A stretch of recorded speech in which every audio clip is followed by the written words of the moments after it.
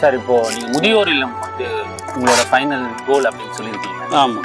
அது எந்த மாதிரி உங்களுக்கு எதனால் அந்த அபிப்பிராயம்? ஒரு காலகட்டத்தில் அப்பா அம்மாவை வந்து பார்த்துக்கிறத ஒரு பாரமாக சுமையாகவும் பாரமாக நினைக்கிற ஒரு அங்கமாக இன்றைக்கி மாறிடுச்சு. ஒரு ஸ்டேஜுக்கு மேலே அப்பா அம்மா வந்து முதியோர் காப்பகத்துக்கு வந்து அனுப்பிடுறாங்க.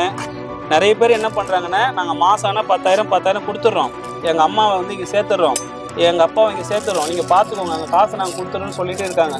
அந்த பேரண்ட்டோட மனநிலையை கொஞ்சம் யோசிச்சு பாருங்கள். தன் குழந்தை பிறந்தப்போ நமக்கு அது பாரமாக இருக்குன்னு அவங்க எடுத்துன்னு போயிட்டு குழந்தைகள் காப்பகத்தில் விட்டுட்டு வந்தோன்னா அந்த குழந்தைகளோட நிலைமை என்ன ஆயிருக்கும்?